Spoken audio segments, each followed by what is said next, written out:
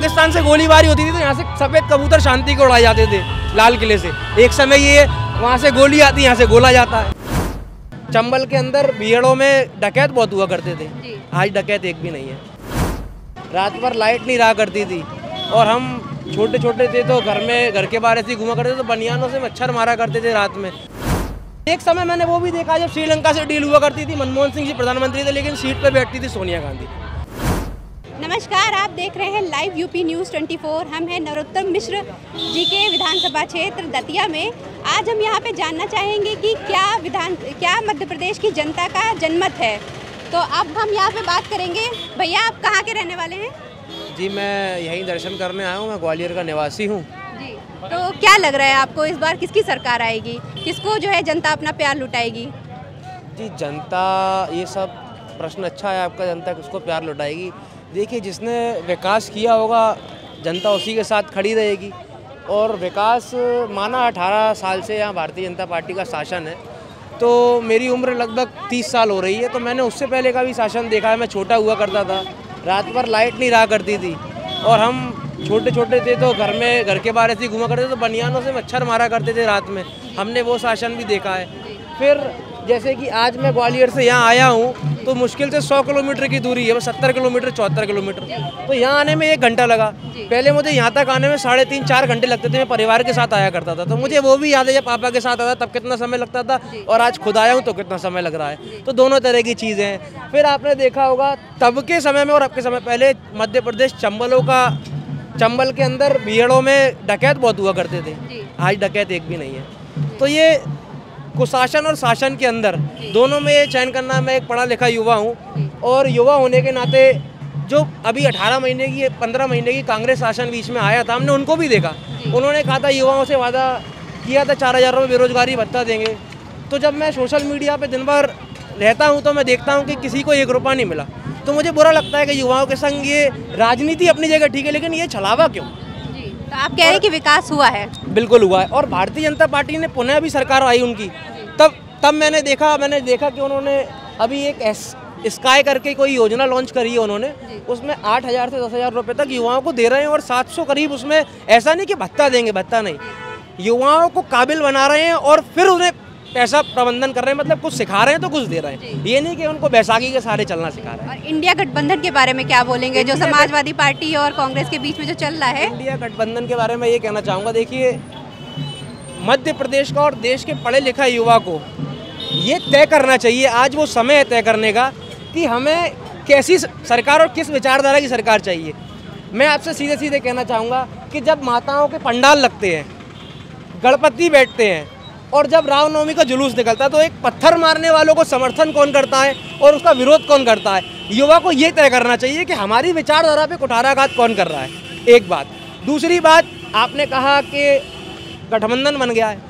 आप आज देखो, आज हमारा देश कहाँ से कहाँ जा रहा है। आज हमारी जीडीपी जो उनके शासन में 11% पे थी, आज हम 11वें नंबर पे थे, आज हम 5वें नंबर पे। और माननीय मोदी जी जो हमारे देश के प्रधानमंत्री हैं, उन्होंने कहा कि अगले टर्म में भारत की 3 अर्थव्यवस्थाओं में भारत का नाम होगा। तो ये मेरे लिए गौरव का विषय है ना। जब हमारे देश का प्रधानमंत्री कहीं जाता है तो हमारे देश के प्रधानमंत्री को एक प्रोटोकॉल के आउट ऑफ द वे जाके किसी देश का राष्ट्रपति प्रधानमंत्री पैर छू रहा है, तो मेरे देश का मान बढ़ रहा है। क्यों? प्रधानमंत्री कोई भारतीय जनता पार्टी का नहीं है पिलर, वो पूरे देश को नेतृत्व कर रहा है। एक समय मैंने वो भी देखा जब श्रीलंका से डील हुआ करती थी, मनमोहन सिंह जी प्रधानमंत्री थे लेकिन सीट पे बैठती थी सोनिया गांधी।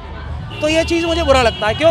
आप देश का प्रतिनिधित्व कर रहे हो, आपके पीछे तिरंगा झंडा लगा है, तिरंगे के मान सम्मान को आप कहाँ से कहाँ ले गए। लेकिन एक वो समय था, एक समय ऐसा था जब पाकिस्तान से गोलीबारी होती थी तो यहाँ से सफ़ेद कबूतर शांति को उड़ाए जाते थे लाल किले से। एक समय ये वहाँ से गोली आती, यहाँ से गोला जाता है, वो भी आप लोगों ने हमने देखा। एक चीज़ हम आपसे और पूछना चाहेंगे कि जैसे जो मध्य प्रदेश में चुनाव हो रहे हैं, तो यहाँ पे आपको क्या लगता है कि जो मोदी का फेस है वो काम करेगा या जो शिवराज सिंह जी का जो मामा वाला एक वो फैक्टर है वो काम करेगा? देखिए, मैं मामा तो नहीं, मुख्यमंत्री जी है, उनका सम्मान है।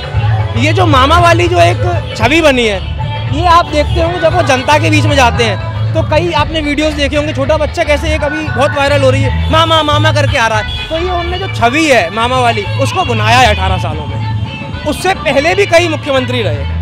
आज एक दूसरे आप किसी से अगर नॉर्मल जनता से रोड पर चलते हो पूछना कमलनाथ को जानते हो तो वो कह देंगे, जो राजनीतिक होगा वो कहेगा मैं जानता हूँ। लेकिन जो एक नॉर्मल जनता है जैसे ये खड़े हैं, ये नहीं जानते होंगे कमलनाथ कौन है। लेकिन मुख्यमंत्री शिवराज सिंह चौहान को आप भले ये कह लें कि 18 सालों का शासन है तो भी ठीक है। आप उनसे पूछोगे सुरजेवाला को जानते हो, वो नहीं जानते होंगे कौन सुरजेवाला, हु इज सुरजेवाला। आप कहोगे नितिन गडकरी को जानते हो तो शायद किसी ने नाम सुना, क्योंकि रोडों का जो इंफ्रास्ट्रक्चर डेवलपमेंट हुआ है देश के अंदर वो नितिन गडकरी जी के माध्यम से हुआ है। अब आपने पूछा कि मध्य प्रदेश की जनता मोदी जी के चेहरे पर लाइक करेगी कि शिवराज जी ने काम किया है। मोदी जी जब डबल इंजन की सरकार होती है तो केंद्र के माध्यम से, जब हमारी सरकार पहले ऐसे भी शासन में रही, जब केंद्र में कांग्रेस का शासन था और यह मध्य प्रदेश में माननीय शिवराज जी शासन कर रहे थे, लेकिन उस हिसाब से विकास नहीं हो पाता था। आज डबल इंजन की सरकार है तो आप रोडों का इंफ्रास्ट्रक्चर देखो, आप मध्य प्रदेश में मेट्रो चालू हो गई, आप इंदौर देखो जाके, तो ये सब चीज़ें डेवलपमेंट तो है ही।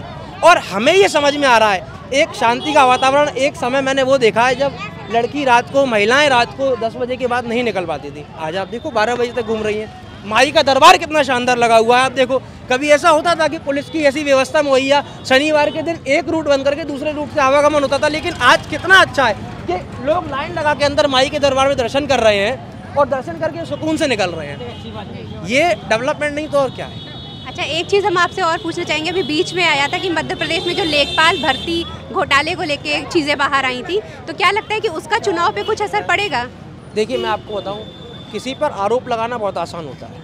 नहीं, वो तो एकदम मैं उसी पे आ रहा हूँ। किसी पे आरोप लगाना बहुत आसान होता है। आज मैं भी कह सकता हूँ ऐसा घोटाला, वैसा घोटाला, ये घोटाला, वो घोटाला। अभी जैसा आपने कहा कि घोटाले का आरोप लगा, अगर घोटाले का आरोप जिस नेता पे लगा तो उसमें सिद्ध हुआ, एक बात नहीं हुआ।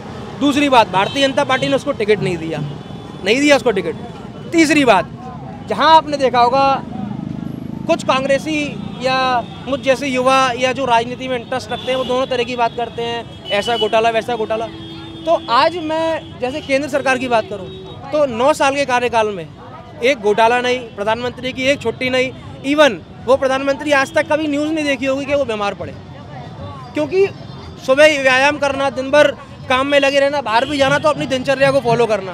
तो हमें ऐसा प्रधानमंत्री चाहिए था, वैसा हमारे भी पास है। और मैं इसको आश्रित होकर कह सकता हूँ कि ये तो 9 साल आने वाले 9 साल में और भारत कहाँ से कहाँ होगा ये आप और हम सब मिलकर देख सकते हैं। ठीक है, बहुत बहुत धन्यवाद आपका।